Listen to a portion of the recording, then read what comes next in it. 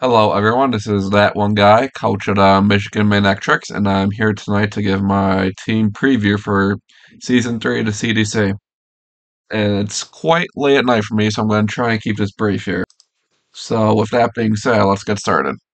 And first off, as you see here, we got Dragapult, which I've drafted this thing several times before, and there's pretty much nothing it can't do.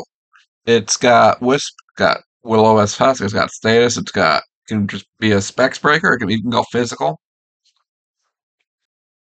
It's got dual screens, like look at this move pool. Like what can this thing not do? That's a hard question to ask.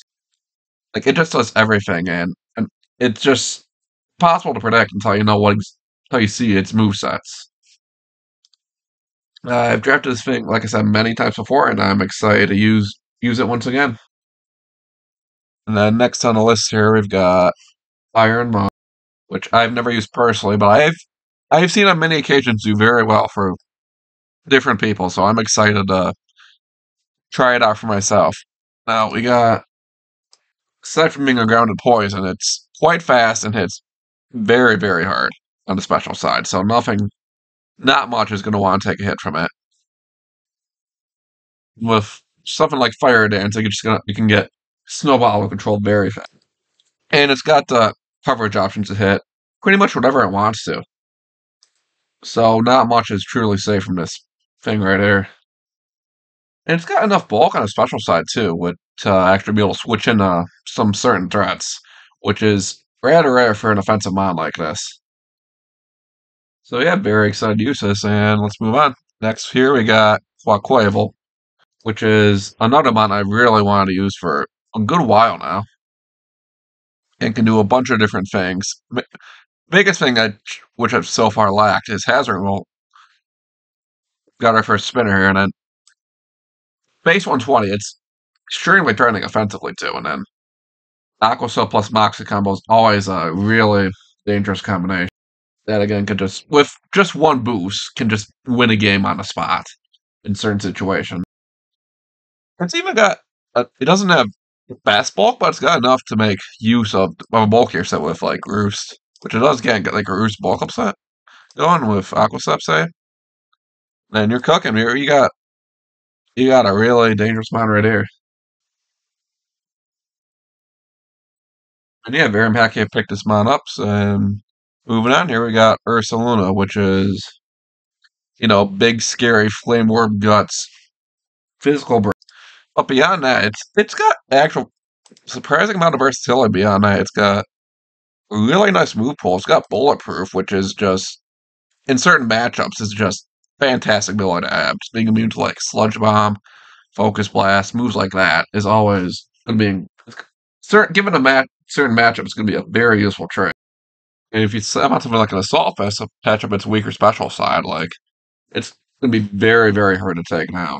And it's gonna wreck your team in the process. So yeah, I'm very excited to use it. It's another one I've been wanting to draft for a good little while now. I'm very happy to have picked it up. But then next here we got Kilowattrel, which is actually my first Terracasm, which it can terrestrialize into a flying, water, or fairy type. And kind of bridges the speed gap between Iron Moth and Dragapult. So overall, just probably among the best Terra cabinets you could possibly pick up. It's very fast and it can hit quite hard, even if its special attack isn't the best. It can do surprising damage in the right situation. Also it's got two great abilities, Voltazor, which makes it immune to electric moves, which is obviously great for if I decide to turn into a flying or water type. And then competitive will just if it switches into defog or something, you got a +2 kilowatt on their hands just for trying to move hazards. Yeah, moving on from that, we got Namorous Furion, which is our fairy in our Fairy Dragon Seal Core, which will be coming up more later. Or a seal will be coming up later, but Namorous here, I don't see it a lot.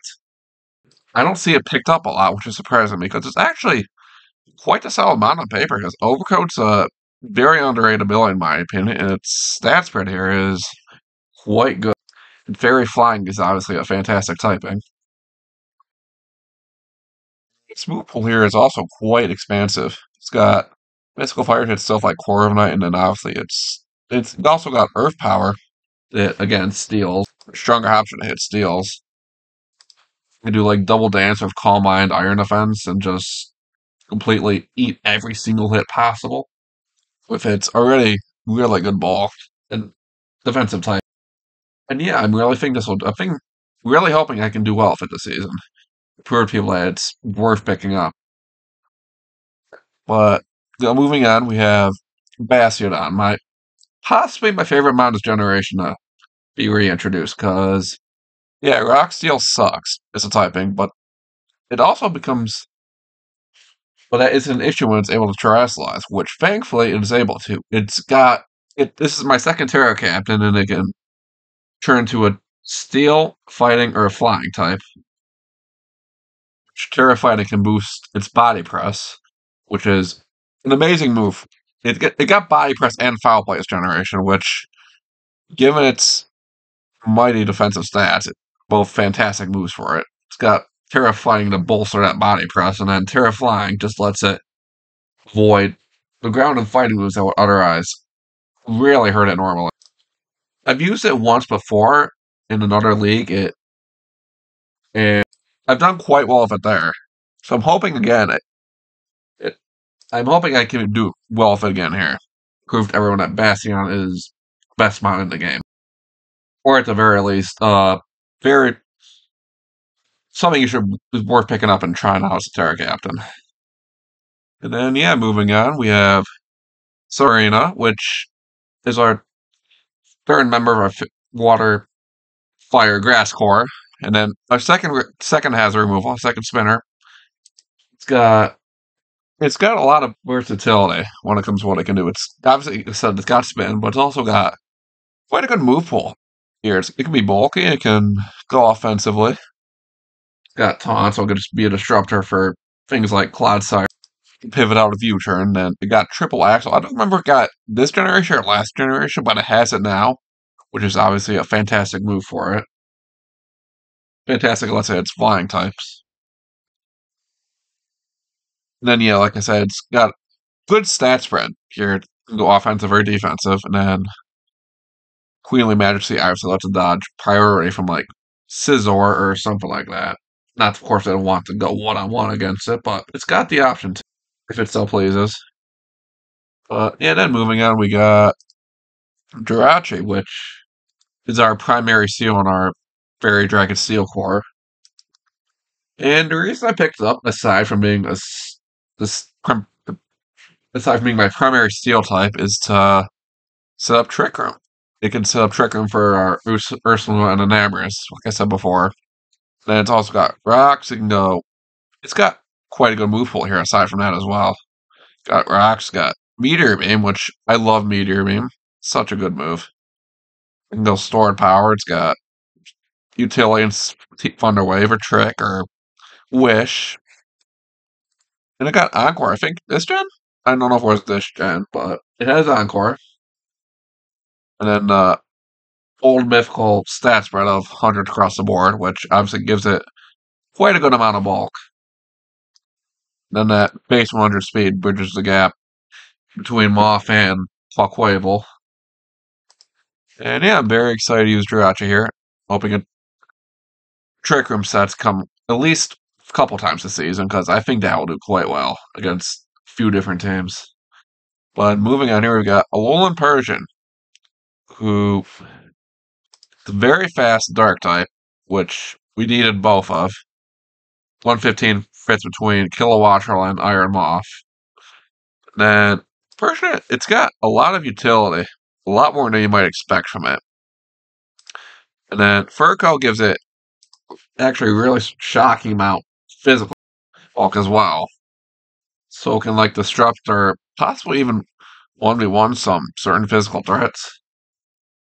Not a mind that's going to come like every week, but I think it's going to be a good option for a few weeks here. Then moving on, our final member here, we have Arbok. Who, to be honest, I think it's slept on. Because, yeah, it's got that Gen 1 Shipmon spread, but, it's got the move pool to make up for it. It's got a lot of stuff it can do. Like, look at this. Look at all it can do. And Intimidate and Shedskin, obviously, two great abilities. But yeah, I don't expect it. I'll be surprised if I bring him more like twice, but it's a second grounded poison, which is nice to complement with Moth. And I can see it doing some good disruption. If nothing else, I believe in Arbok. But yeah, I believe that'll wrap up our team overview here. And I've got a lot of hope for this team. I think this could easily go. Like, I do think this team will do really well here. I've got a lot of hope for it. But yeah, if that being said, best of luck to everyone this season, and I'm super excited to play this team here. Of course, excited to play anyone with it.